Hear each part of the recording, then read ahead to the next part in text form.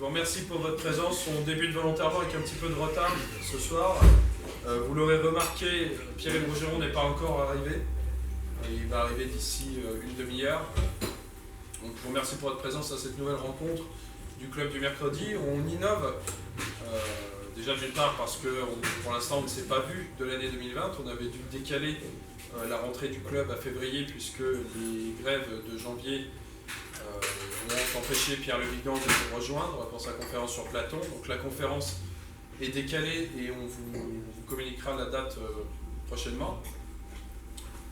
Donc on se retrouve ce soir en compagnie d'Adrien Bozzi pour l'instant, Pierre-Yves Rougeron dans la demi-heure, pour faire un nouveau format. C'est la première fois qu'on tente de faire ça, qui va être un format de foire aux questions.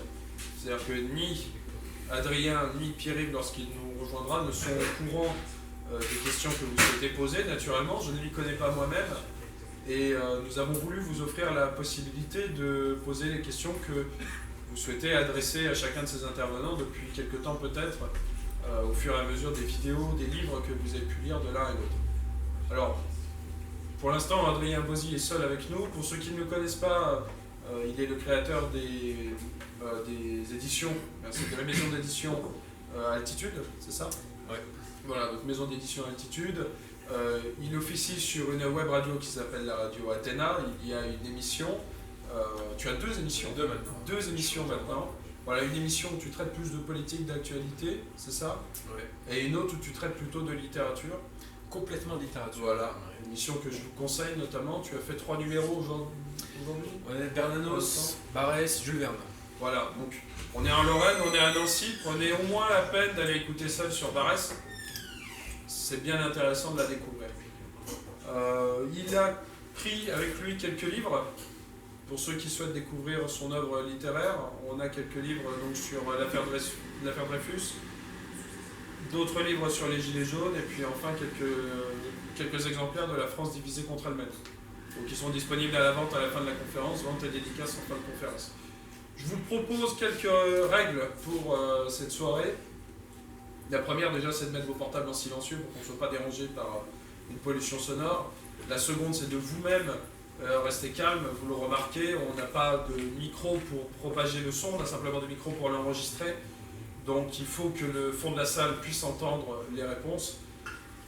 Ensuite, nous vous demanderons une petite participation financière de 5 € au sortir de cette conférence. Nous avons 2 intervenants, habituellement c'est 3 €, voilà, exceptionnellement ce sera 5.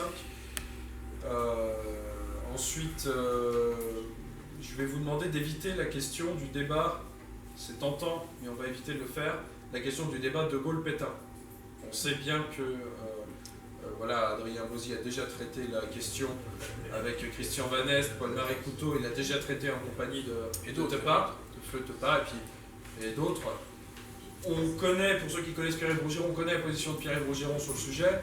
On n'a pas forcément besoin de s'étendre 1h30 à ce propos. Donc, profitez-en pour poser des questions sur des sujets un petit peu plus inattendus. Ce sera l'occasion d'entendre nos intervenants sur des thèmes, sur de nouveaux thèmes. Ça, c'est la première règle. La seconde, c'est de vous rapprocher de la caméra. On a mis un micro ici pour poser vos questions, pour qu'on ait une belle captation audio. C'est extrêmement désagréable pour les personnes qui nous écoutent un podcast de ne pas entendre les questions de la salle. Et enfin, la troisième, c'est de faire des questions courtes. Alors, on n'est pas là pour avoir un débat philosophique, c'est pas un débat à nos intervenants contre la salle. C'est à vous, voilà, simplement de poser des questions qui vont leur permettre de s'exprimer. Donc, posez des questions courtes, 1 minute, c'est bien, ça laisse le temps de contextualiser un propos et de poser une question. Ne faites pas trop long. Voilà. Je vous remercie, on va attaquer. Alors, bonsoir, une question pour M. Rougeron. Donc, durant votre absence, on a un peu parlé de migration. Et j'aimerais vous poser une question concernant Éric Zemmour et la migration. Donc, Éric Zemmour parle beaucoup de migration, mais il évoque uniquement la migration passée maghrébine de ces 50 dernières années. Et, or, il n'évoque jamais la nouvelle migration africaine. Il faut savoir que la fondation Robert Schuman, qui est une fondation européiste, a quand même annoncé qu'il nous fallait 50 millions de nouveaux migrants africains d'ici 2050. Alors, ma question est la suivante. Pourquoi Zemmour n'évoque et n'incrimine jamais cette future et nouvelle migration? Parce que la migration passée, elle est passée, hein, c'est fait, mais il faut quand même penser au futur. Voilà. C'est l'interrogatoire, ça? Alors, c'est toujours difficile de parler pour quelqu'un, même si on le connaît un peu, et je dis bien un peu, dans mon cas.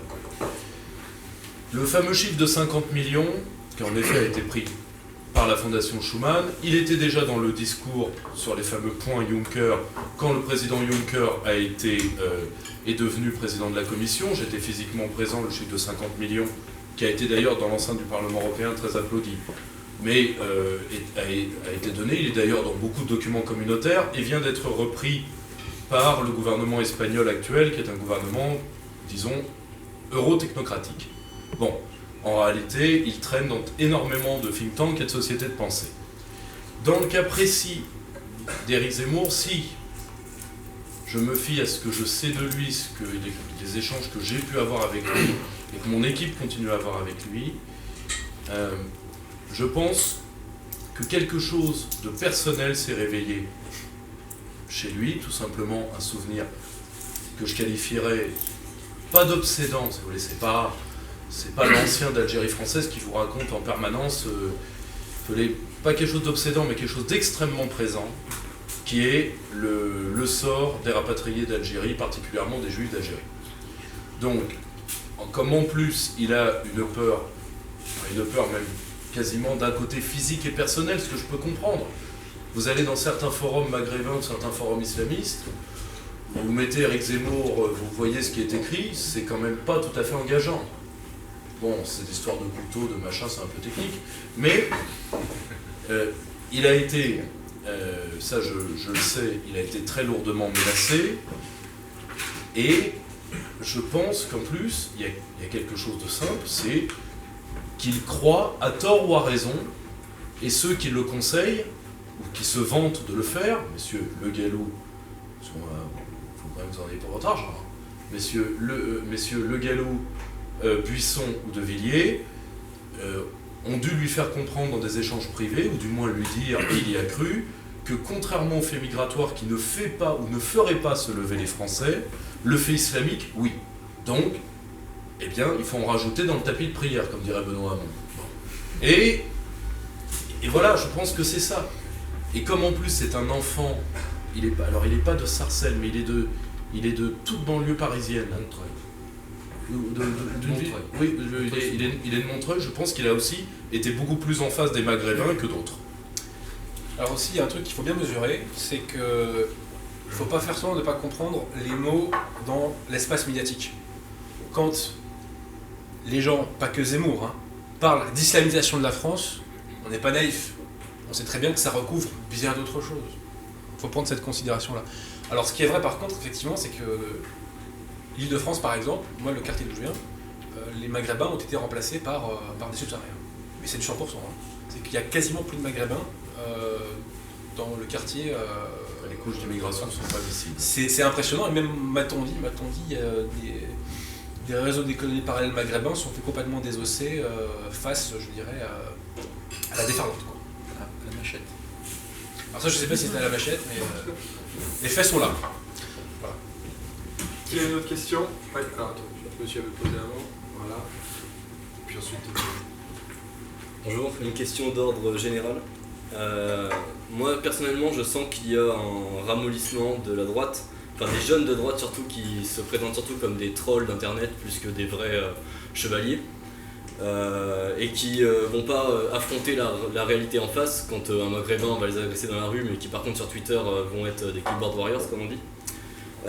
Donc est-ce que la réintroduction de valeurs chevaleresques au centre de la société permettrait la cohabitation? Alors je sais que la cohabitation c'est et aussi avec qui avec les musulmans. Alors moi je prends un exemple personnel, en boxe, il faut leur poser la question. Je peux me revendiquer chrétien auprès de musulmans qui sont même très revendicatifs parce qu'il y a ce rapport de force.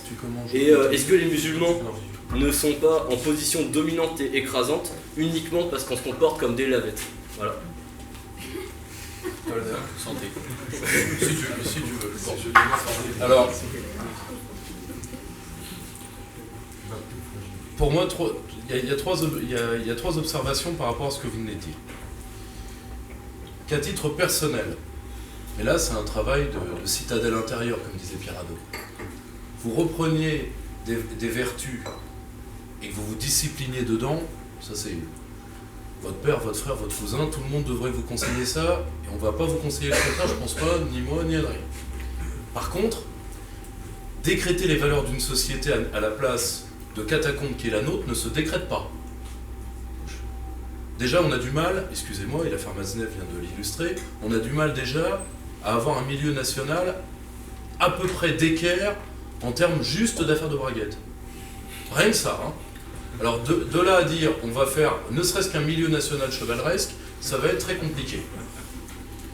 Là pour le coup j'engage que ma personne, hein. Je ne veux pas engager mon camarade de gauche exceptionnellement.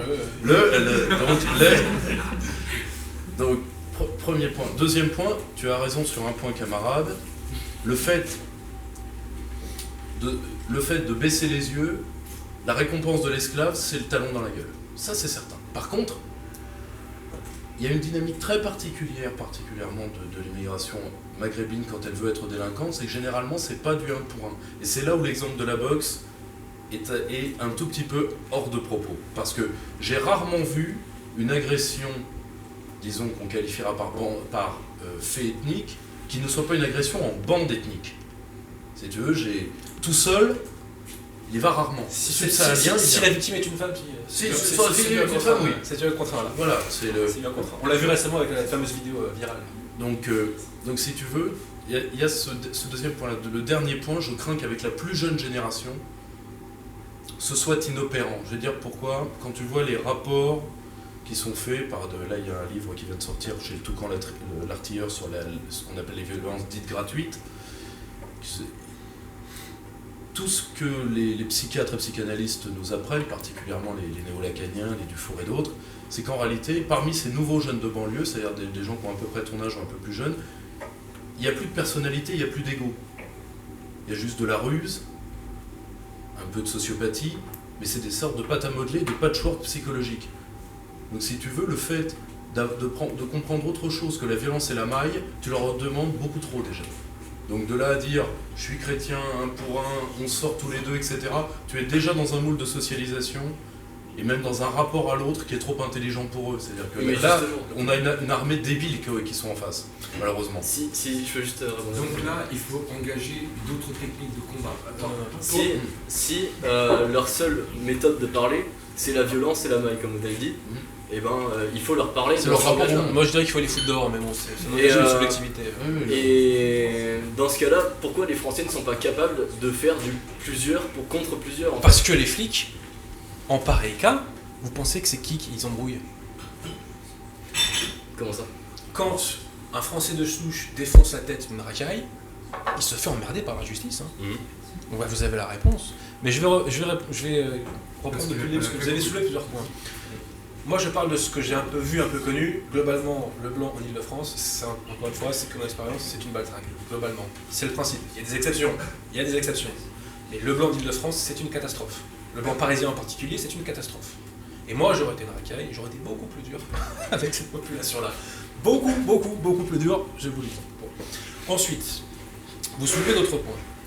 Vous soulevez les valeurs chevaleresques dans le camp national. Alors moi, pour ce que j'en sais du camp national, ma petite expérience, encore une fois, c'est que je n'ai jamais vu concentrer autant de vices, autant de perversité, autant de laideur humaine, de laideur morale. Je suis avocat, je vois des choses moches, mes confrères voient des choses moches, on se parle beaucoup de nos expériences respectives, j'en vois beaucoup, je vous dis, je n'ai jamais vu un tel degré de vice, de laideur humaine, de lâcheté, d'hypocrisie, etc. Je ne l'ai jamais vu. Je ne sais pas comment ça se passe à gauche, je ne côtoie pas ces milieux-là. Moi, je vous parle de cette sphère que j'ai traversée. Je n'ai jamais vu autant de laideur humaine. Je n'en ai jamais vu. Voilà. Donc, il ne faut surtout pas idolâtrer ces sphères-là. Et si un jour, cette sphère chevaleresque que vous appelez de vous existe, c'est qu'elle aurait été créée ex nihilo. Voilà. Mais c'est pas sur les bases de ce qui existe aujourd'hui, parce que ce qui existe aujourd'hui, c'est pourri. Et d'ailleurs, si nous sommes si notre image, alors qu'on défend la vérité, on défend le beau, on défend le bien, on défend la France, qu'est-ce qu'il y a de laid là-dedans? Si notre image est mauvaise, c'est que des individus, que j'appelle moi les repoussoirs, s'en sont emparés, pour des raisons plus d'ailleurs mercantiles, psychanalytiques, etc., etc. Voilà. Donc moi, quand les gens veulent aller militer à gauche à droite, je dis franchement, réfléchissez-y à 2 fois. Formez-vous individuellement, mais vous avez beaucoup à perdre, beaucoup de temps, d'énergie à perdre, beaucoup de déceptions. Puis avec la déception, on voit, on jette le bébé avec le bain. Donc faut être très prudent là-dessus. Moi, je vous le dis, c'est mon expérience, ça n'engage que mon jugement personnel, encore une fois. Il y a peut-être des gens qui ont d'autres expériences qui vont vous dire que c'était formidable. Moi, je vais vous dire, je ne connaissais pas la définition du mot trahison avant d'avoir mis les pieds là-dedans, quoi. Je l'ai dit, Donc vraiment, éloignez-vous de tout ça. C'est encore une fois que mon point de vue, moi. Mais si demain, des sphères militantes qui ont les valeurs auxquelles vous appelez de vous, et que j'appelle moi aussi de mes voeux, qui ne voudraient pas, cher ami, être structurés par les valeurs que vous évoquez, qui ne le voudraient pas. Bon, voilà. Mais ça sera une création ex nihilo et certainement pas... Je vais citer une référence qui n'est pas la mienne, mais qui pour le coup disait quelque chose de juste, c'est Dominique Vénère, que j'ai découvert, donc c'est des citations que fait François Bousquet dans son dernier bouquin, et je crois que la formule qu'il emploie, c'est une addition de zéros fera toujours des zéros. Voilà. Et il fait une critique du camp national, et quand je lisais ces pages où il décrivait le camp national, j'avais l'impression qu'il parlait de ce que moi, j'ai découvert, quoi. Voilà. Donc je vous le dis, je suis un peu long là-dessus, je suis désolé, mais je n'ai jamais vu un tel concentré de vices et de laideur morale, surtout chez des gens qui disent catholiques très souvent, c'est quand même gênant, parce que bon, quand on a une étiquette, il faut quand même essayer de s'y conformer à un minimum. Bon, tu te dépêches, il n'y a pas de souci, mais quand même, quoi. Bon. Bah, j'ai jamais vu ça, voilà. Donc dans la société, j'ai jamais vu une telle concentration de choses. Mais est-ce que vous ne pensez pas que le plan des idées rencontre une barrière vraiment indestructible face à un tel ennemi? Alors quel ennemi vous parlez, cher ami? Donc par exemple la racaille qui vient nous agresser à 10 contre 1. Alors, je vois pas le lien en fait. Bah en fait... Moi je vous dis qu'à 10 contre 1, je suis pas très courageux. En quoi à fuir. En quoi le plan des idées pourra vaincre les problèmes de banlieue par exemple? Le plan des idées pourra le vaincre parce qu'en permettant la réagrégation du peuple français, en recréant des corps intermédiaires et en foutant peut-être dehors aussi certains des agresseurs à 10 contre 1 qui n'ont pas vocation à rester en France. Mais pour ça il faut... D'accord. Ouais, comprends-nous. Ok, bon, j'ai fini. Merci. Non, mais, Merci. mais c'était une question très importante. Merci. Non, c'est bon, ça a été clair. Ok, Julien, vas-y. Ouais, donc moi j'ai une question. Bon, au vu du matériau humain qu'on a actuellement sur le territoire et de à peu près l'échiquier politique actuel, quel scénario alternatif vous avez à Marion Maréchal Le Pen de 2074 en fait? Quand est-ce qu'on va pouvoir sortir de cette espèce de pas, il y aura pantomime, Olympe après. ou Olympe, ou voilà, victoire, ou je ne sais que sais-je. Voilà. Question courte pour les deux. On va pas se mentir, à l'instant T, quelles que soient les erreurs du petit, il est réélu pour l'instant. Ok? Moi, tous ceux qui me disent, vous inquiétez pas, il y aura un déport, on ne sait pas d'où il va venir, mais il y aura un déport massif pour Marine Le Pen cette fois-ci. Alors, on va être très clair, et ça, je vais parler de choses que je connais bien, vu que j'ai assisté à la liquidation de tous ceux qui savaient lire et écrire autour d'elle. D'accord? Bon. Je suis pas... Vous voyez, j'ai pas fait 1h30 de train juste pour vous mentir, donc on va se parler franchement. Les équipes qu'elle a aujourd'hui, le fait que, là par exemple, pour des raisons strictement financières et nous deux d'ordre pénal, elle a dû annoncer sa campagne avant les autres, ce qui a d'ailleurs provoqué l'ire d'une partie des journalistes. Moi, certains sont venus me dire, pour la première fois, Marine Le Pen annonce un fait majeur pour le Rassemblement national, et il n'y a pas de retour de l'opinion, c'est-à-dire les gens s'en sont foutus. Et ça, même, alors que je peux vous dire que eux, ils en vivent. C'est même pas qu'ils ont des ordres ou quoi que ce soit. Ils en vivent du duel Macron-Le Pen. Un, parce que c'est un peu, je sais pas si on doit être de la même génération, camarades. Donc, je sais pas si tu te rappelles, quand on était gamin, il y avait une série de bouquins qui s'appelait Fais-moi peur. Oh oui. Bon, bah, Marine Le Pen, c'est ça. C'est le bourgeois de France Télévisions se fait un gros flip, une fois tous les 5 ans, et ouf, les castors ont tenu, l'antifascisme n'est pas passé. Bon, très bien. Pour l'instant, tout ça, c'est du fantasme. Elle n'a pas les équipes, elle a un problème financier gigantesque, elle n'a pas le déport d'opinion et ne l'obtiendra pas, elle n'a pas de programme, elle n'a rien. Et pour l'instant, tant qu'elle est là, Emmanuel Macron peut faire à peu près ce qu'il veut, alors que lui a des problèmes d'un côté un peu similaires. Ses sponsors, certains se sont lâchés, l'ont lâché. La fameuse affaire Pigasse en a dit beaucoup là-dessus. Il n'a plus d'équipe parce que aujourd'hui, Brigitte Macron a un cabinet certainement plus fourni que le cabinet présidentiel, parce qu'il vire tout le monde.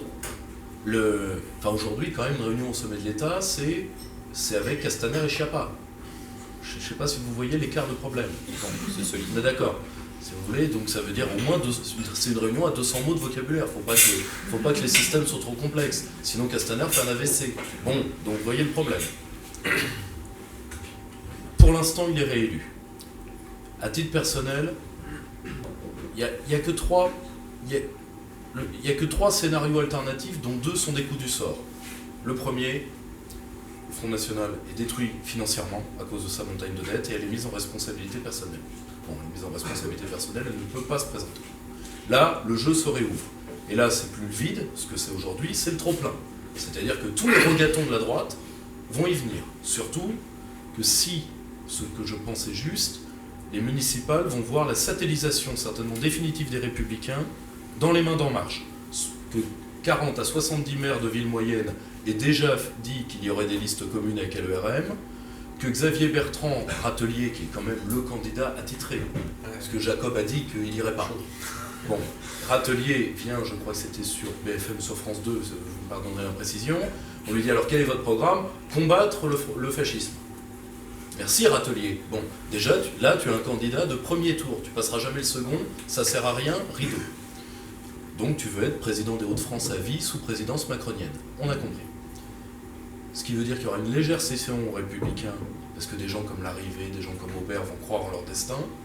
Vous allez avoir le retour d'une partie des regatons de la droite, et soit il y a quelqu'un qui s'impose, ça peut être Marion Maréchal, ça peut être quelqu'un d'autre. Soit il y a ça c'est un deuxième scénario, une dynamique unitaire de type forum, comme ça c'est vu dans certains pays d'Europe de l'Est. Ce n'est pas totalement impossible. Et le dernier point, c'est l'outsider. Le problème, c'est sur les outsiders que, si tu veux, pour l'instant, il n'y en a que 2 que ça titille. Une, même si j'ai beaucoup de considération pour ce qu'elle a fait à titre journalistique, qui pour moi n'a pas du tout, elle peut avoir le financement, mais elle n'aura pas, elle peut avoir aussi les hommes, mais elle n'aura pas l'aura qu'est Natacha Polony, parce qu'en dehors de Paris, je suis désolé, elle n'est peut-être pas aussi connue que les journalistes de Marianne l'estiment. Et Éric Zemmour, à titre personnel, je pense que l'idée lui est passée. On verra, mais s'il se décide, il faut qu'il se décide maintenant.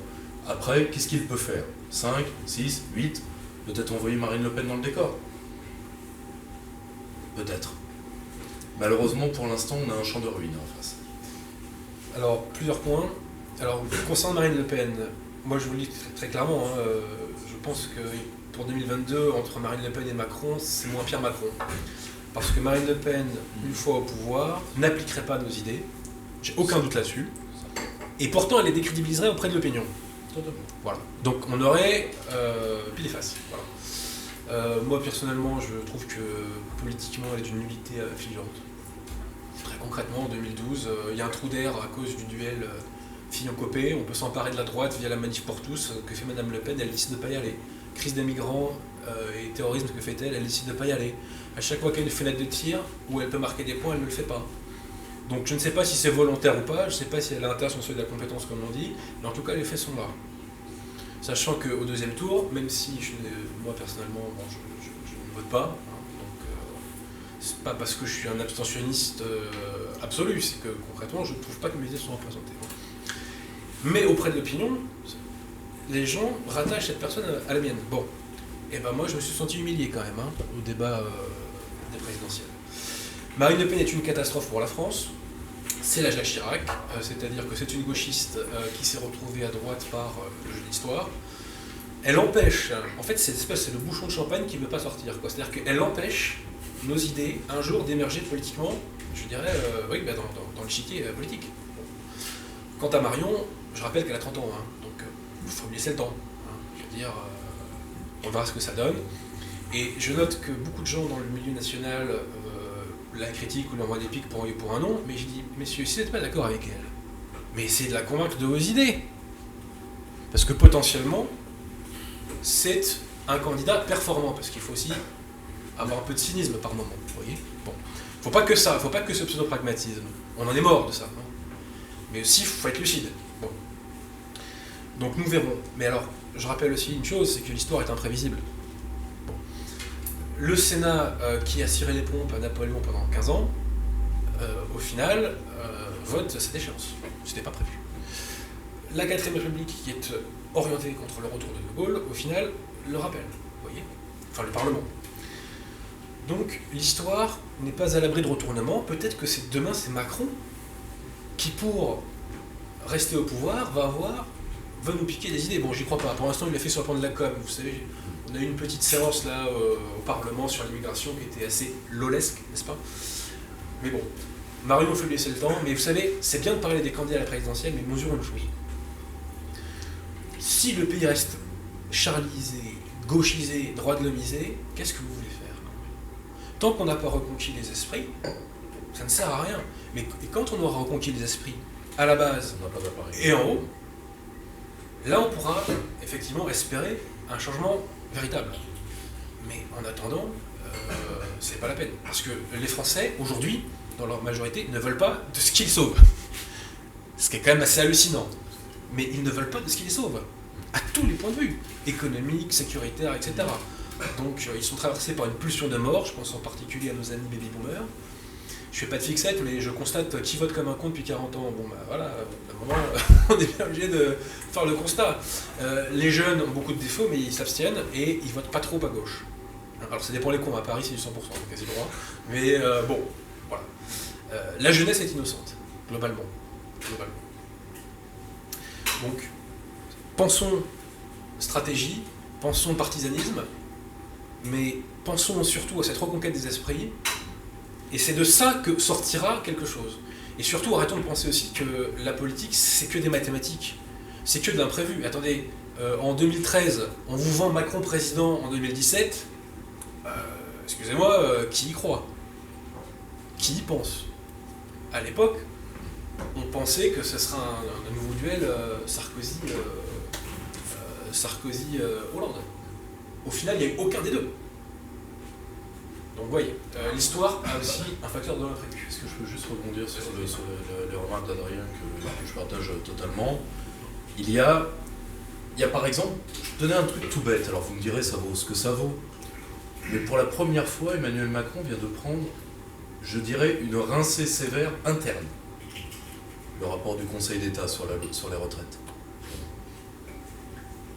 On l'accuse, parce qu'il y a quand même un certain nombre de points qui, en langage administratif et feutré, relèvent de l'accusation. Débat institutionnel bâclé, réforme mal faite, chiffres truqués, sur le financement particulièrement. Et tu te dis, le Conseil d'État qui n'est quand même pas, qui a plus de courage historiquement que la Cour de cassation, il faut dire moins, c'est compliqué, mais qui quand même pas, enfin si vous voulez, on n'est quand même pas face à la Légion sur Colvézi quand même pas. Eh bien, même là, dans quelque chose qu'on pensait totalement aplani par le macronisme, même là ça commence à coincer. La même semaine, il liquide la circulaire Castaner, qui faisait disparaître une partie de la France périphérique d'un trait de plume. Je dis pas que ça annonce quelque chose, je dis que il y a une unicité d'Emmanuel Macron.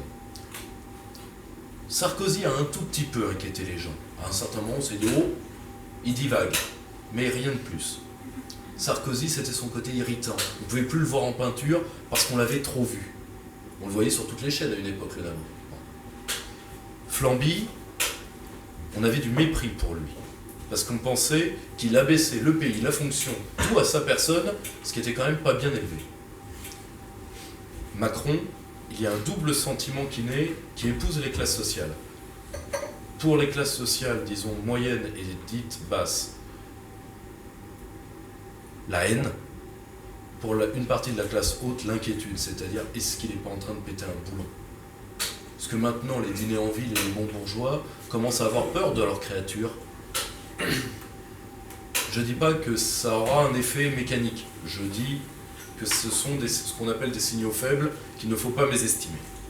Et si tu me permets de rebondir rapidement aussi, c'est une question que je pose, j'ai pas la réponse.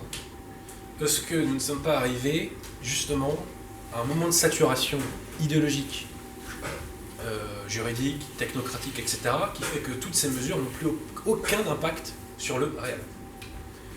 Et une fois que ça sera pris en compte par les élites et les oligarchies, qui, elles, ont des intérêts à défendre, est-ce que, là aussi, il n'y aura pas un retournement complet? Parce qu'on évoquait, en gros, l'idée, c'est en gros comment on sort du consensus actuel. Ça aussi, ça peut jouer. C'est-à-dire que quand on n'a plus de prise sur le réel, au bout d'un moment, on arrête de tricher. Voilà. Ou on sort de sa bulle. Et ça aussi, l'histoire l'a démontré. Ok. On va... Oui, Steven, je t'invite à venir poser des questions. 5 petites précisions. Il nous reste 3 quarts d'heure. Donc, essayons de faire des questions courtes, des réponses peut-être un tout petit peu plus raccourcies aussi. Okay. Comme ça, on a le temps de poser un maximum de questions. Sur ce, vas-y. Une question d'ordre plus général, qui fait suite un petit peu à la réflexion d'Adrien. Je voudrais partager avec vous une appréciation générale sur l'ère du temps aujourd'hui, au début de la décennie 2020. J'ai l'impression que la décennie 2010, pour notre camp au sens très large, a consisté à recréer des idées avec en arrière-plan l'idée qu'on avait encore affaire à des cerveaux structurés, dans l'opinion, je veux dire, et que on a imaginé comme public potentiellement réceptif à nos idées, en gros un public de boomers qui, malgré tous leurs défauts, avaient la qualité encore d'une certaine forme de culture qu'ils avaient héritée de l'école des années 50-60, et qu'aujourd'hui, en 2020, j'ai vraiment l'impression qu'on est passé à une nouvelle ère, qui est de l'ère de l'informe total et complet, et que dans cette ère-là, notre vœu d'avoir pendant 10 ans labouré le champ des idées rencontre en fait une absence de terre ferme sur laquelle s'arrimer, et que le sol des idées glisse sous nos pieds, et qu'on va avoir comme grand défi dans la décennie qui vient de simplifier notre discours pour jouer beaucoup plus sur les passions et les affects, et peut-être perdre en niveau, mais ce sera le seul moyen pour nous de récupérer la base, l'opinion, le marais. Voilà. Je pense pas que le niveau soit si haut que ça, pour commencer globalement. Non, il est déjà bas, mais on va peut-être devoir... Ce qui compte, c'est de ne pas renoncer en vérité. Alors, de deux choses l'une. Déjà, on s'adresse à plusieurs types de publics. On s'adresse à la minorité active, parce que l'histoire est faite par une minorité active. On s'adresse à la minorité active, politique, économique, médiatique, etc. de demain. C'est elle qu'on essaie de façonner avec nos petits bras. Et il y a la masse. Et la masse, je ne dis pas qu'elle est conne, ça serait méprisant, mais elle est manipulable. Elle est manipulable. Mais la masse peut aller demain dans le sens que la minorité active le dessinera. Alors, il y a un bouillonnement, on va dire culturel depuis 10 ans. C'est ce que j'appelle la nouvelle république. Et pas que, parce qu'il y a aussi un bouillonnement culturel dans les sphères de gauche. Et tout ça est en partie à l'origine des Gilets jaunes. Pas que, parce que s'il n'y a pas la crise sociale, il n'y a pas les Gilets jaunes, d'accord. Mais voilà, on écoutait, quand on écoutait les slogans des Gilets jaunes, quand on voyait la popularité d'un Vincent Lapierre, etc. Moi j'ai fait quelques actes aussi, on reconnaissait, on saluait, même si c'était très gauchisé, quoi. Bon. Il y a ce bouillonnement. Ce bouillonnement, il va falloir lui donner un débouché sur le pouvoir. Bah, c'est la question qu'on a vue tout à l'heure. Mais concrètement, quel est ce mur que tu évoquais? Bah, c'est les générations qui nous précèdent. Très globalement. Et à titre personnel, moi j'ai jamais songé que j'avais des baby boomers comme public, parce que quand je suis dans une dédicace ou une conférence, c'est pas des boomers qui viennent, c'est des jeunes. Ce qui est d'ailleurs porteur d'espoir, parce que nous parlons aux jeunes, et qui va spontanément écouter des conférences du Collège de France, de ceci, de cela, vous voyez? Il n'y a pas grand monde, à part ceux qui sont vraiment dans le boule déjà.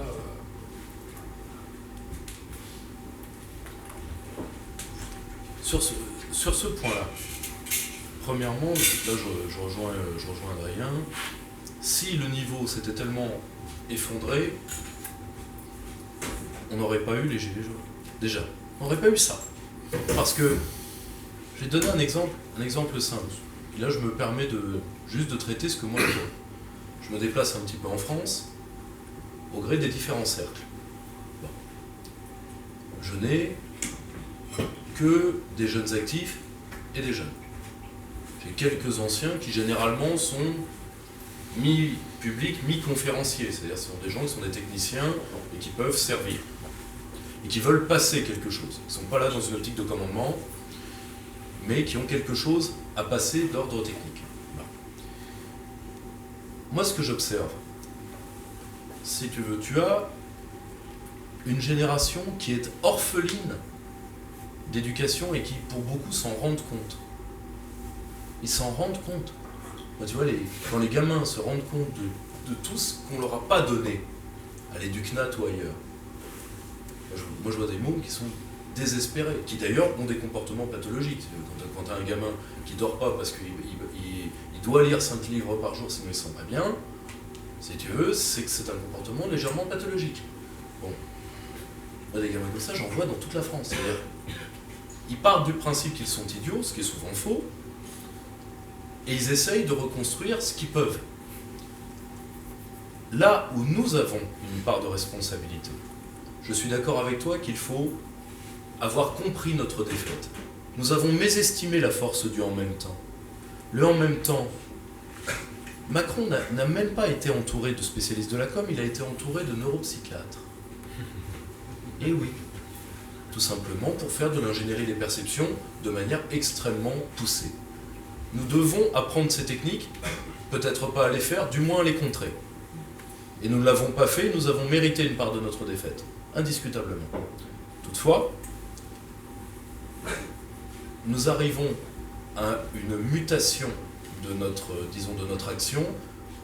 À mon sens, tu as raison sur un point, parce que quand tu dis l'année 2010 à l'année 2020, ben ça a été les 10 ans pour le camp national de la réinformation. Où, malheureusement, nous avons souvent fait non de la réinformation, mais de la contre-information. Et aujourd'hui, malheureusement, certains des trous dans la raquette commencent sérieusement à se voir dans certains médias alternatifs. Hein, si tu regardes bien. Ce que nous devons être capables de faire, ce n'est plus de la réinformation, c'est de la rééducation.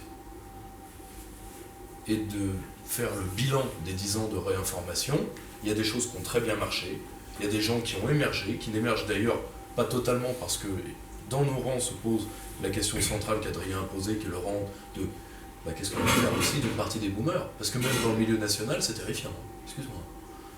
Moi, si tu veux, quand je vois certains médias alternatifs où je n'aurai pas de nom, mais c'est les plus jeunes qui sont les plus brillants, et médias auxquels je n'appartiens pas, donc là, c'est un jugement extérieur, et qu'ils n'ont toujours pas voix au chapitre dans des trucs de rédaction, tu te poses des questions. Bon. Mais le débat pour nous, c'est le débat sur la rééducation, c'est-à-dire quelle transmission culturelle donner à notre peuple. Les deux optiques peuvent se compléter. Tu peux avoir un discours plus simple ou disons plus émotif, et en même temps donner à l'opinion des moyens de se structurer elle-même. Beaucoup mieux que ce que nous avons fait ces 10 dernières années. Pour pas non plus trop s'autoflageller, cette décennie quand même a été riche de conscientisation. Et Pierre est essentiel de la question européenne. Moi je me rappelle quand j'étais à la fac encore en 2006-2007, on était en Asie en gros quand on était anti-Union européenne. Aujourd'hui dans l'opinion, parce que c'est toujours diabolisé dans les médias, mais c'est pas diabolisé parmi les gens. Et ça, excusez-moi, mais cette pédagogie, qui l'a faite? Qui l'a faite? C'est pas la classe politique qui l'a faite, c'est même pas la classe, c'est même pas ce qu'on appelle l'intelligentsia. Donc si demain, sur des questions comme la rémigration, on pouvait avoir un même succès, ma foi, ça serait formidable. Que voulais-je dire? Oui, la question qui se pose à nous, c'est en gros ce bouillonnement de culture, comment on lui fait percer le mur des grands médias, le mur de la masse, de la politique politicienne, etc. Par le travail qu'on fait déjà, et je vais vous donner un exemple, Valeurs Actuelles. Valeurs Actuelles est sur la bonne voie, je pense, je vous le dis. Ils ont fait une couve sur Soros au titre qu'on n'avait pas vu depuis plusieurs décennies. Franchement, j'ai été très surpris. ils parlent de remigration. Ils ont interviewé un membre de Génération Identitaire, et le gars, tranquillement, il déballe sur la remigration. Enfin, à l'heure actuelle, a un pied dans le système. Geoffroy Lejeune, je vois certaines de ses interventions, alors il n'a pas ma radicalité, on est d'accord, hein, mais c'est pas le problème. La question qui se pose, c'est qu'un Zemmour, un Lejeune, quand le mec de base allume sa télé et qu'il adhère à ces gars-là, ils lui font pencher de quel côté, du bon ou du mauvais? Bah, ça a plutôt du bon en général, peut-être pas toujours, hein, je ne suis pas ce que font à 100% des intéressés. Mais... Donc tout ça pour dire que ce bouillonnement culturel a de facto une influence, et même on la voit sur CNews aujourd'hui. On la voit sur CNews, avec Charlotte Dornelas, avec Zemmour, encore une fois, c'est sans doute pas parfait ce qu'il fait, je n'ai pas la télé moi, donc je regarde pas ces trucs-là, mais ça va dans le bon sens. Et ça a le mérite d'exister quand même. Et c'est Bolloré qui, à titre personnel, a insisté pour que Zemmour vienne. Hein. On l'a mis, Bolloré, devant, on l'a mis au pied du mur, et c'est lui qui a décidé de le faire. Bon. Donc quand même, vous voyez, ce bouillonnement culturel, parfois il y a trop de mépris en disant ça sert à rien ce qu'on fait, ceci. Non, non, non. Il y a des choses objectives. Et ce qui se passe à Valeurs Actuelles, ce qui se passe à CNews, qui encore une fois, n'a pas ma radicalité, mais... Vox, excuse-moi. Ah, j'ai pas suivi. Mais... tu vois, aujourd'hui, le Figaro, c'est 27 millions d'euros annuels de subventions publiques à peu près. C'est un journal qui prend l'eau de toutes parts et qui est tiré par son site internet grâce à une personnalité extraordinaire qui est Alexandre Devecchio. Devecchio est quelqu'un qui est sur la bonne ligne, c'est le moins qu'on puisse dire, qui a ses journalistes, qui a fait venir beaucoup d'intellectuels étrangers en plus, et qui a fait venir ses intellectuels sur le Figvox. D'ailleurs, aujourd'hui, c'est la seule chose qui est lisible du Figaro quasiment, avec ceux qui s'intéressent encore au Figaro littéraire, ce sont quand même pas les plus nombreux. Mais pourquoi? Parce que ce mec-là, qui est de 86, tu vois, je crois qu'il est 86, 87, donc soit il a mon âge, soit il est plus jeune que moi. A imposé sa marque de fabrique, ça a marché comme Zemmour a fait, et Bolloré a dit, écoutez, moi je suis entrepreneur, je vais quand même pas perdre de l'argent, tout comme Sud Radio. Exactement. Tout comme Sud Radio. Sud Radio, je vous rappelle que quand le patron de Fiducial, dont le nom m'échappe, vous me le pardonnerez, j'espère, qui pense bien, paraît-il, attention, ne fais pas de délation. Donc c'est connu, c'est connu. Voilà, si le mec DRG qui est mécaniquement dans la salle, plus le gauchiste infiltré pouvait sortir 2 minutes, ça va être l'instant dénonce. Mais quand ils ont pris Sud Radio, elle avait une audience qui était un peu supérieure à une radio que vous connaissez peut-être, qui est Radio Notre-Dame. Aujourd'hui, elle tire la bourre à RMC. C'est plus la même. C'est plus la même. Je peux dire que quelqu'un comme Didier Maisto, un mec que moi j'ai eu l'honneur de recevoir en conférence, avec un charisme assez fou, hein. C'est mystique, mais quasiment. Je peux dire une chose, c'est qu'un mec comme Didier Maisto, je n'ai jamais vu les journalistes du système, en privé ou en semi-privé, avoir une telle haine pour quelqu'un. Même pour Zemmour ou pour Geoffroy Lejeune qui vient d'être débarqué de je ne sais plus quelle rencontre publique de manière ignoble parce qu'on a dit le fascisme tendance à Geoffroy Lejeune, ce qui est à hurler de rire. Sciences Po Lille. C'est Sciences Po Lille. Oui. Pour Sciences Po, ça commence à François Bayrou, le fascisme. Donc, tu vois, c'est pas comme si on était tous exilés sur un média tout à fait respectable pour lequel je n'ai rien, mais au contraire, mais c'est pas la situation d'il y a 20 ans où on était tous en exil sur Radio Courtoisie. Non mais, c'est fini. C'est fini. Et croyez-moi, on tanne le président Macron pour faire quelque chose. Le problème, c'est que malheureusement, nos idées marchent d'un point de vue capitalistique. Et oui, vous l'avez voulu, la loi du marché, malheureusement, parfois elle est aussi dans notre sens.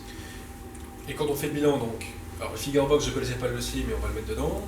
Valeurs Actuelles aussi qui a donné des interviews, enfin qui va faire des interviews de Papacito, Raptor quand même, allez le faire. Bon. Sud Radio que j'ai oublié, qui a aussi fait venir Papacito. Un petit peu CNews, parce que bon, il donne des gages aussi, hein, bon. Mais c'est normal, ils n'ont pas le choix. Parce que plus on se rapproche du cœur du système, plus le système est intransigeant. Hein. Voilà.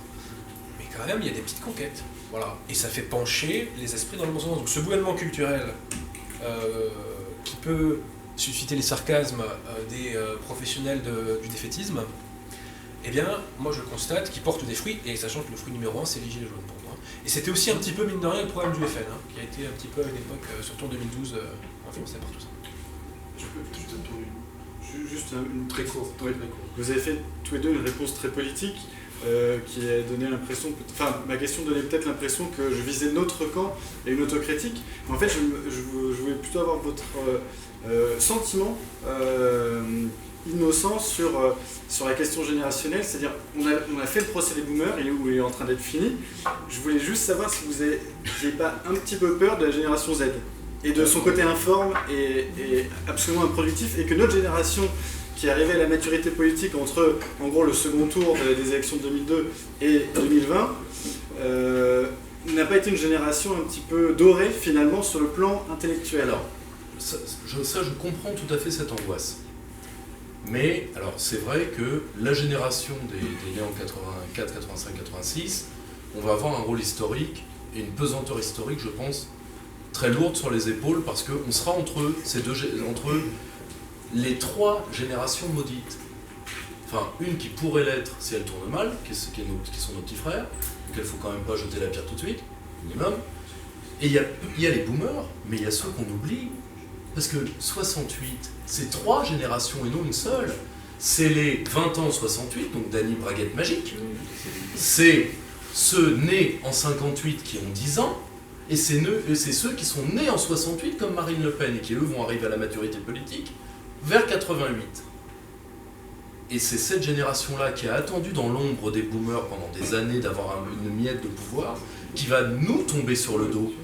Parce que là, ça va être à l'Opinel rouillé. Parce qu'ils vont se dire, on a attendu que les boomers qui entrent dans le 4e âge en 2020, si vous suivez les chiffres hospitaliers, on a attendu que les boomers lâchent la rampe. Je vous rappelle qu'aujourd'hui, interview Sputnik, qui est-ce qui a interviewé Giscard. Vous voyez qu'il y en a qui lâchent pas la rampe facilement. Et on a attendu qu'ils lâchent la rampe et déjà les gamins veulent nous foutre dehors. Ah non, ça va pas se passer comme ça. Donc il y aura un affrontement intergénérationnel en France et je le vois beaucoup plus là qu'avec la génération Z. Il y a une partie de la génération Z qui est dans l'idéologie de il faut tous les moyens pour conquérir les biens matériels. On est d'accord. C'est une génération qui est plus malléable peut-être que nous, d'accord. Mais il y a au moins trois choses. Premièrement, les signaux que le système va donner à cette génération sont contradictoires. C'est-à-dire avoir le maximum de biens matériels comme signe extérieur et en même temps une conscience écologique. À un moment, ça va faire bug error 404. Le multiculturalisme et la racaille du coin de la rue. Bug beaucoup plus physique et que même quelqu'un à 90 de QI peut tout à fait ressentir. Au deuxième portefeuille volé, au deuxième et Mamselle tape un 06, t'en fais pas, à 80 de QI tu piges. Il n'y a pas de problème. Tu vois, les nouveaux codes de civilité vont passer. Tu vois, que ce soit des agrégés ou pas. Bon. Et dernier point, l'acier est forgé avec le feu. Ils vont avoir des crises terribles, qui sont les crises que va subir l'Europe occidentale. Donc, si tu veux, on peut leur prêter de... Est-ce qu'ils sont des mous? Est-ce qu'ils vont pas encaisser le coup? Tu avais des tas de gens qui disaient, en 14, les Français encaisseront jamais le coup face à la grandeur germanique, moralité, et on les a eus. Donc si tu veux, on ne désespère pas d'un peuple par avance. Ils vont prendre des coups, t'en as qui vont s'effondrer psychologiquement, oui. C'est les aléas de l'histoire. Et je vais te dire, je préfère le terrain vague de la génération Z, qu'au moins on peut potentiellement conquérir, que le bourrage de crâne des gens qui nous ont précédés. Quoi. C'est autre chose. Voilà. Et d'ailleurs, comme nous, on est présents sur Internet, c'est nous qui conquérons concrètement la génération Z. Pas beaucoup de gens qui deviennent gauchistes en allant sur le web. Il y a des gens qui entretiennent leur gauchisme, avec les bonjours tristesse, avec les... Voilà, je l'appelle bonjour collaboration, mais, voilà. Il coche toutes les cases, parfait. On entretient son gauchisme sur le web, c'est apparu après, mais voilà, c'est que ce qui se passe sur le web, c'est la projection de ce qui se passe dans l'oligarchie à la télévision. Et d'ailleurs, les youtubeurs de gauche ont eu des couvertures médiatiques de dingue dans les grands médias, ce que n'ont jamais eu de pas. Vous voyez ce que je veux dire, quoi. Donc, cette génération Z, à armes égales, c'est nous qui arriverons à la conquérir. Ouais, bah, je voulais pas monopoliser la parole plus longtemps, mais on en reparlera après. Mais ouais, ça allait pair aussi avec la reprise en main d'Internet qui m'inquiète un petit peu. Mais ça, faut pas le surestimer, ça. Parce que les gens qui ont des emmerdes, plus sont ceux qui les cherchent généralement. Pas tout le temps, mais généralement. Une autre question, il nous reste plus que 20 minutes. Alors, c'est une question, il faut venir ici. Une petite intervention. Non, il faut venir là, oui, question, s'il vous plaît. On va célébrer le centenaire de la canonisation de Jeanne d'Arc.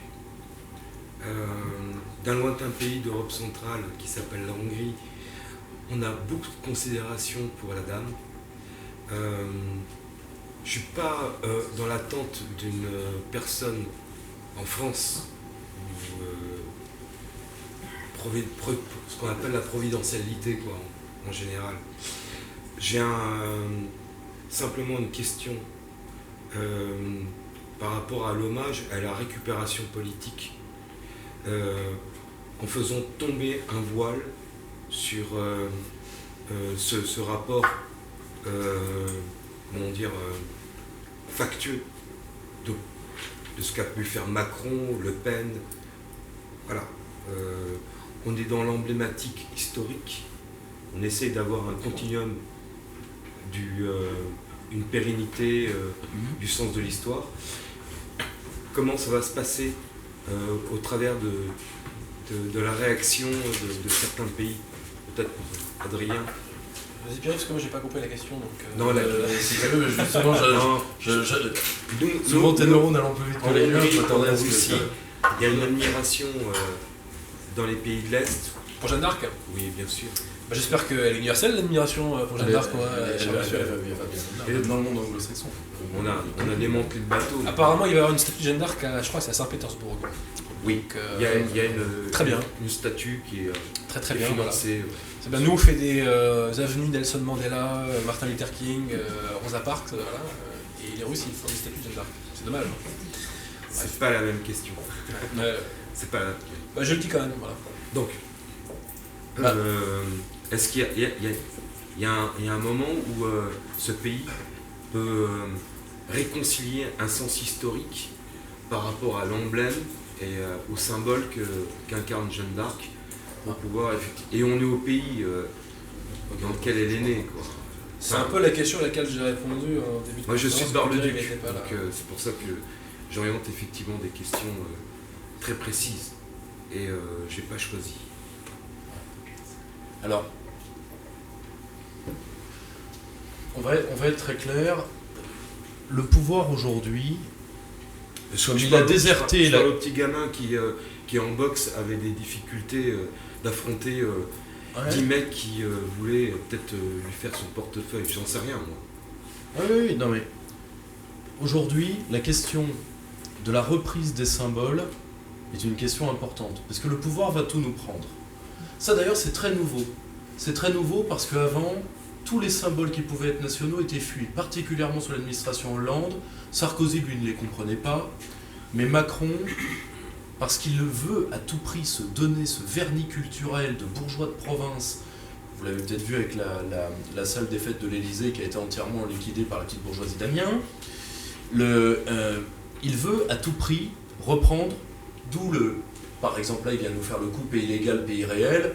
Bon, lui, il n'a certainement pas lu un bouquin de Maurras de sa vie, mais il savait très bien que c'était pas, contrairement à ce qu'un député LRM abruti a dit, ce n'est pays légal, pays réel, ce n'est pas de Peggy. Bon, il le savait très bien. Macron veut habiller les symboles. Pourquoi? Parce qu'il veut nous les prendre. Très tout simplement. insuffisant. Il est très insuffisant. Je suis d'accord. Par contre, il ne faut pas, pour nous,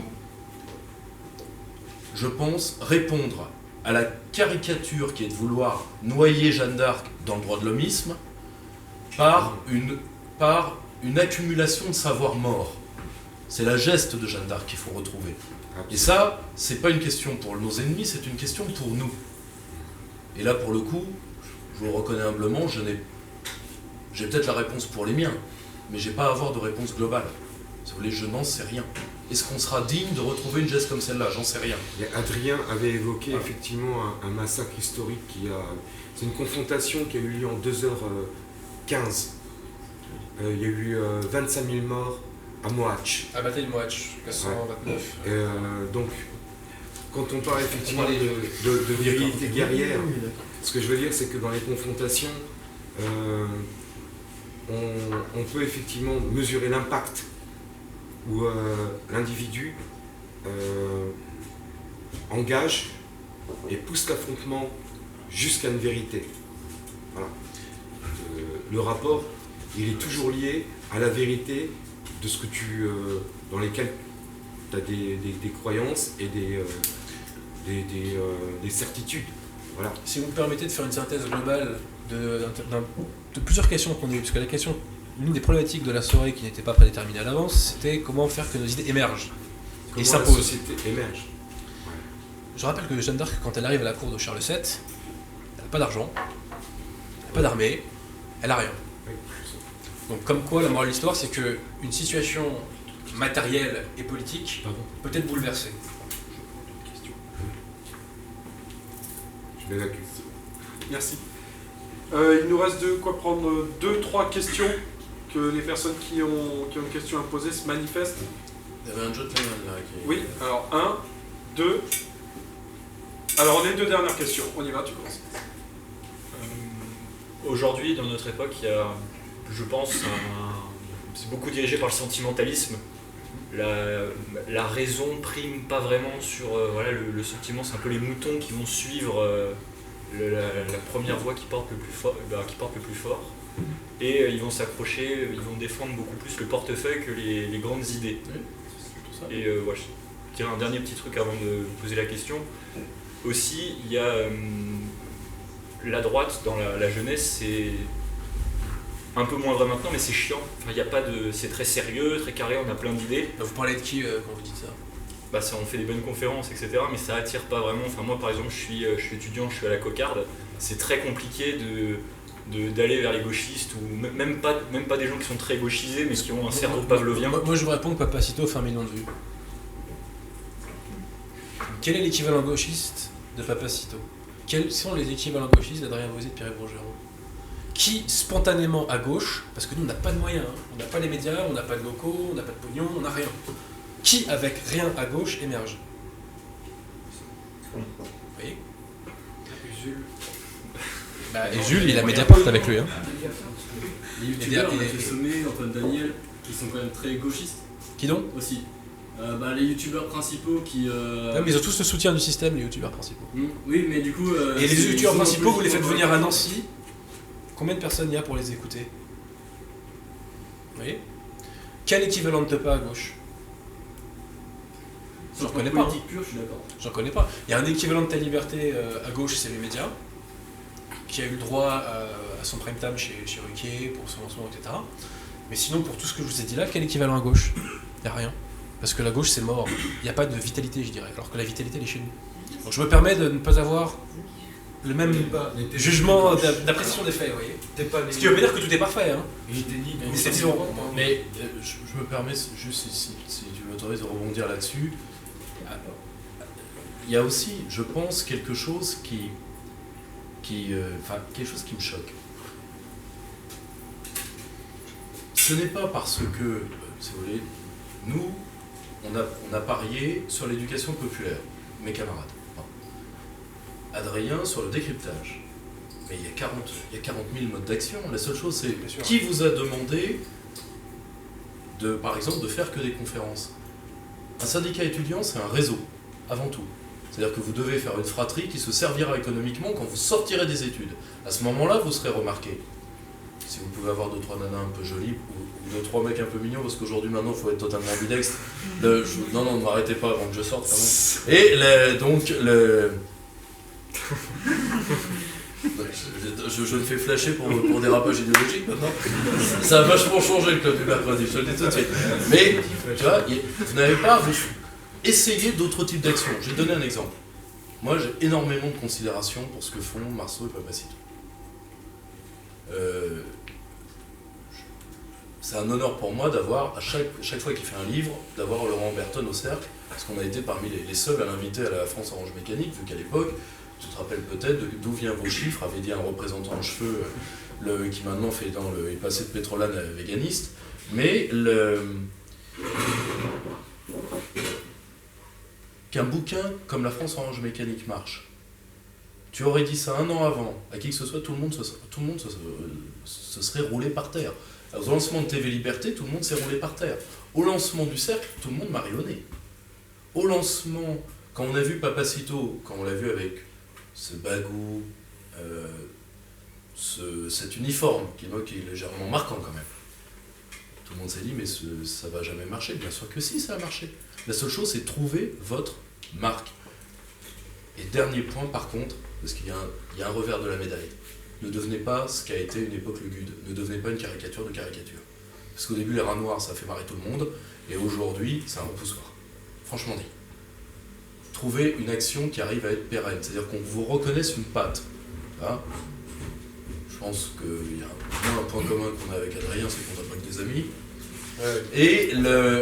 Mais les travaux que fait Adrien ont un angle unique. J'estime que mes hommes ont un angle tout à fait reconnaissable.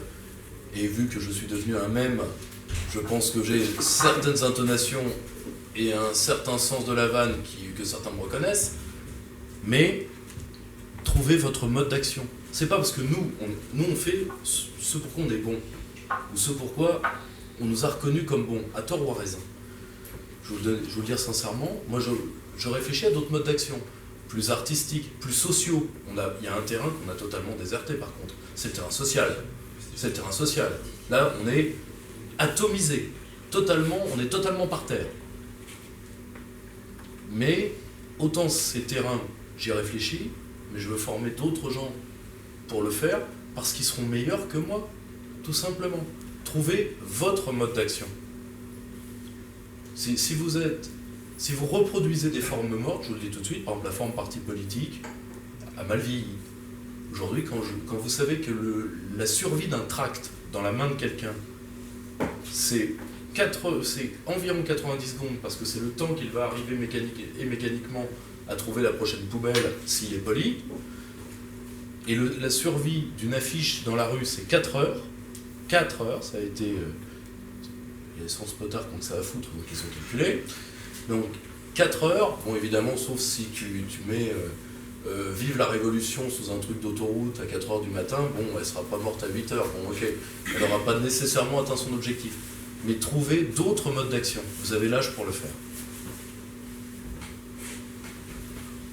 Et je précise aussi, juste pour terminer, c'est que la grande force qu'on a eu ces dernières années, justement, c'est qu'on a déringardisé un grand nombre d'idées. C'était pas pensé, hein.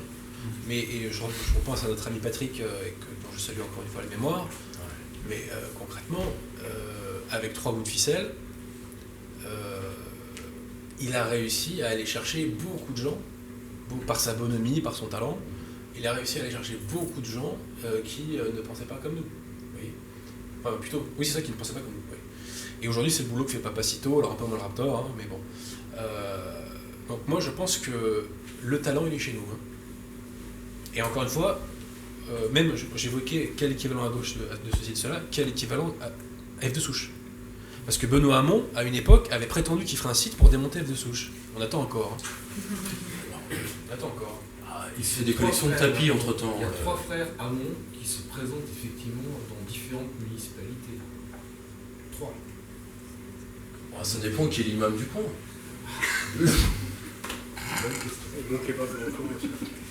Messieurs, pour finir sur une touche de littérature, j'aimerais que vous m'indiquiez, si possible, quel est d'une part votre romancier, votre écrivain préféré, d'autre part votre historien préféré, et si vous avez le temps, indiquez si un jeune veut se mettre à la lecture, quelqu'un qui n'a pas forcément l'habitude, qu'est-ce que vous lui conseillez de lire pour se mettre justement dans la lecture.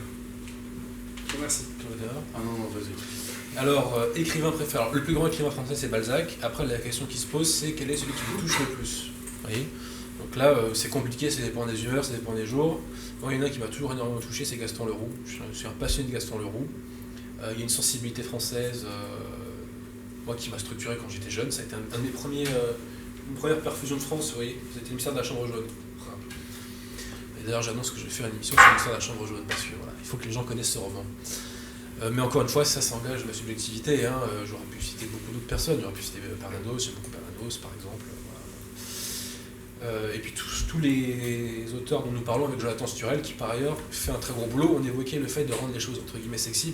Jonathan Sturel a ce travail de médiateur pour la littérature et j'espère que un grand nombre d'entre vous le suivent et le soutiennent.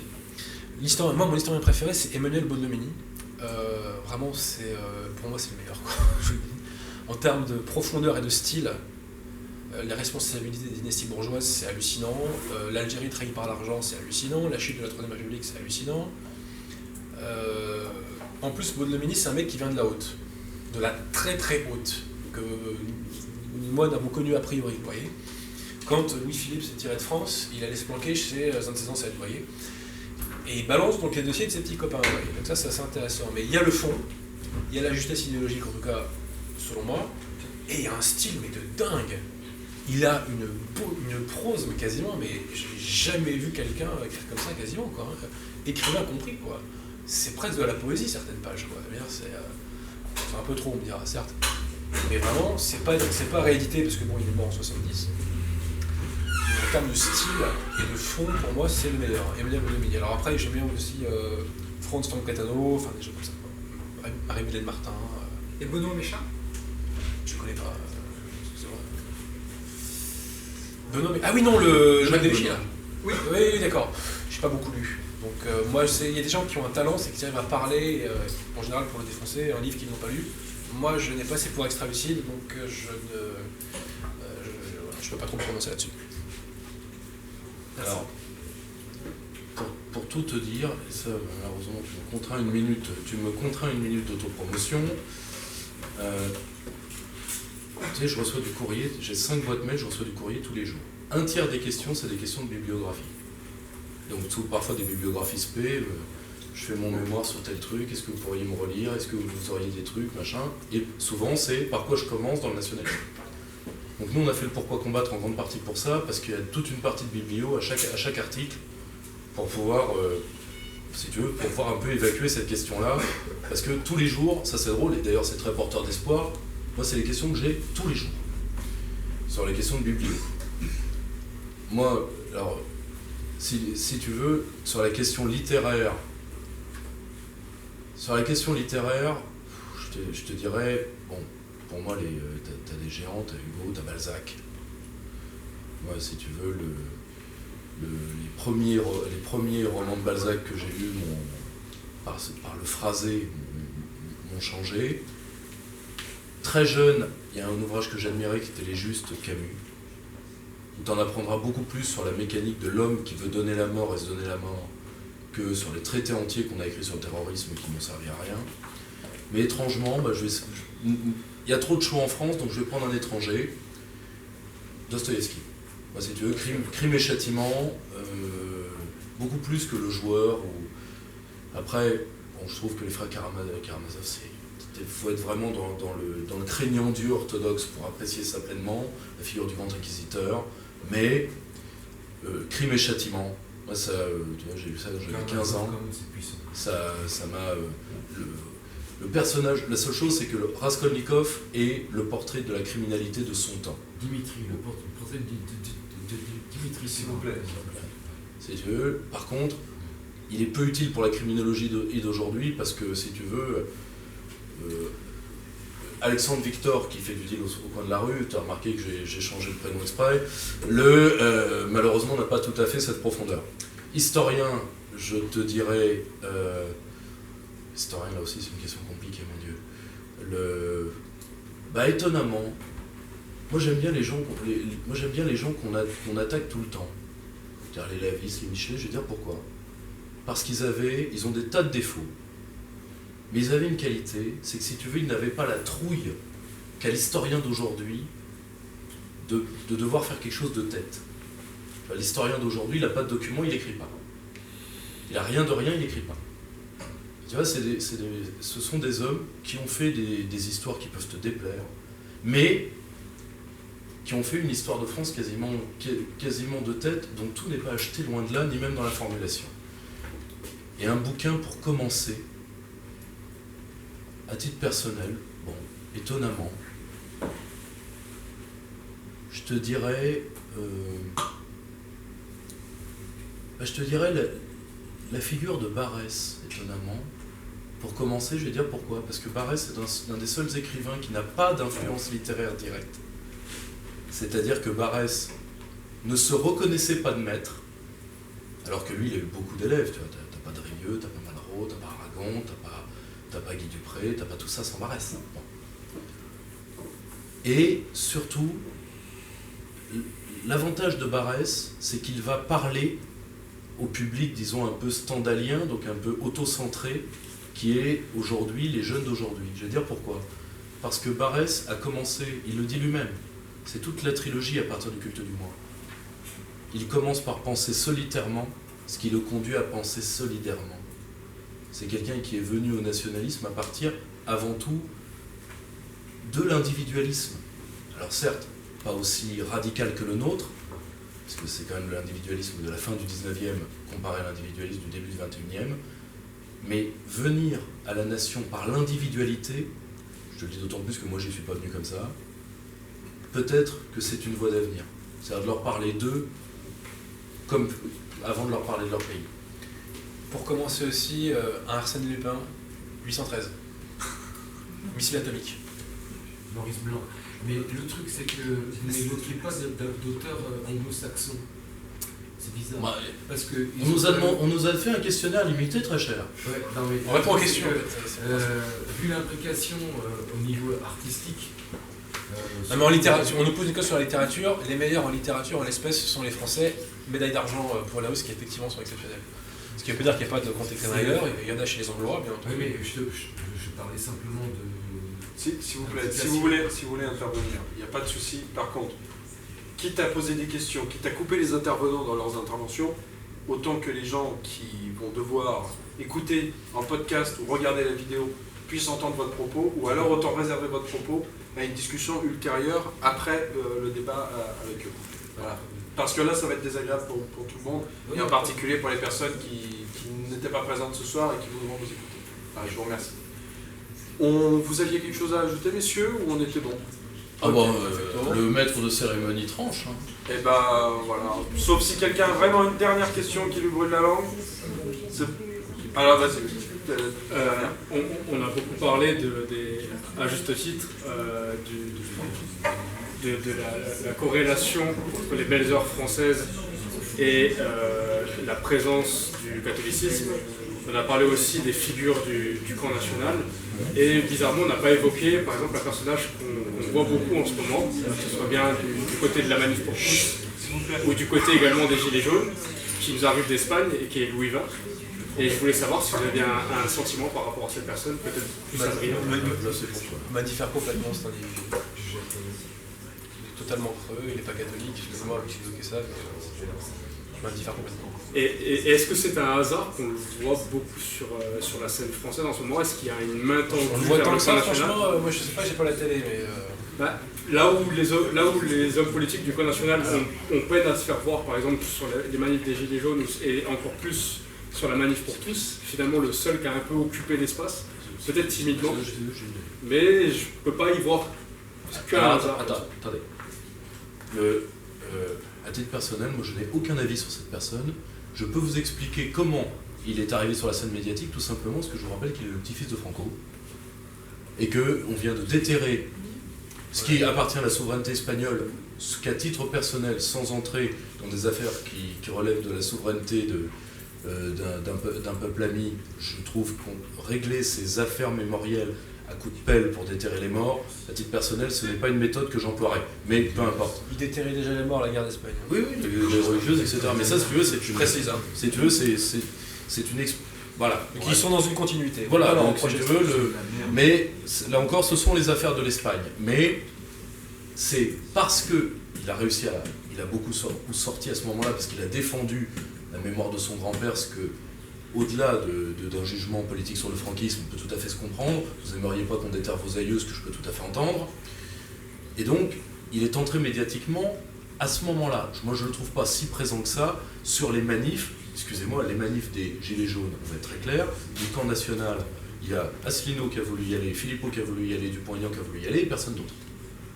Le Front n'a pas voulu y aller, donc elle s'y est pas fait voir parce qu'elle n'a pas voulu. Et la Manif pour tous, pour en avoir eu un souvenir très précis, on a d'ailleurs très injustement accusé Florian Philippot de ça. Florian Philippot ne voulait pas y aller lui-même. Et on a dit que c'était à cause de lui qu'elle n'y était pas allée. Pas du tout. Elle ne voulait pas y aller, pour une raison qui est assez simple, et que n'importe qui l'a approché sait.